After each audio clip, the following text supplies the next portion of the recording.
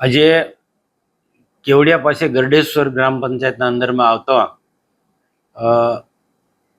2019માં જિલ્લાના કેટલાક જે તે સમયના અધિકારીઓએ સરકાર પાસે રાહત દરના પ્લોટ લીધા અને લોન લઈને તેમને ત્યાં એમના મકાનો બનાવ્યા અને એ મકાનો બનાવ્યા એમાં પણ ગ્રામ પંચાયત ગરડેશ્વરની રજા ચિઠ્ઠી લીધી હતી.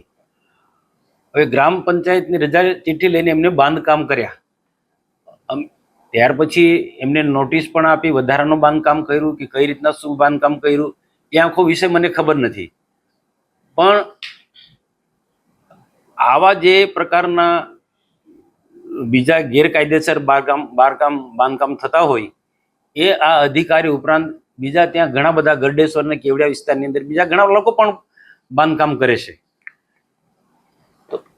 નાની મોટી કંઈક ભૂલ કરીએ છે, એ શું ભૂલ છે એ તો સરકારનો વિષય છે.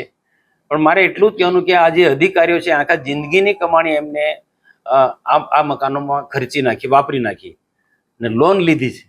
કોઈ કે 50 લાખ 60 લાખની લોન લઈને આ મકાનો એમને બનાવ્યા છે. મકાનો બનાવવામાં કંઈક ને કંઈક પ્રકારની ભૂલ કરી હશે. ભૂલ કરી છે, શું ભૂલ છે મારો એ વિષય નથી. પણ મારે એટલું જ કહેવાનું કે કંઈક ને કંઈક રીતના આટલા મોટા ખર્ચે જે અધિકારીઓ કરોડોપતિ નથી હોતા, એ ગરીબ કે મધ્યમ વર્ગના બધા અધિકારીઓ હશે. કારણ કે મામલતદારમાંથી ડેપ્યુટી કલેક્ટર બન્યા અને ડેપ્યુટી કલેક્ટરની રેન્કના બધા અધિકારીઓ એ છે. એટલે કોઈ કરોડોપતિ તો હોય જ ના, પણ આખા જિંદગીની મૂંડી એમને આમાં વાપરી નાખી.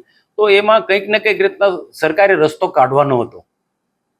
અને આવી કેટલીક બધી બીજી બધા લોકોને છૂટછાટ તે મળતી હોય છે. આ જે અધિકારીઓના મકાનો તૂટ્યા એની સામે જ મહાકાળી માતાનું મંદિર છે. મહાકાળી માતાને આસપાસ મોટું કોઈ 5 સ્ટાર હોટલ બની રહી છે. એમાં 60-70 કરોડ રૂપિયાના ખર્ચે માટી પુરાણ થયું છે. હવે આનો પણ એક તપાસનો વિષય છે. એમાં પણ મેં ભૂતકાળમાં લખ્યું છે, એની તપાસ થતી નથી.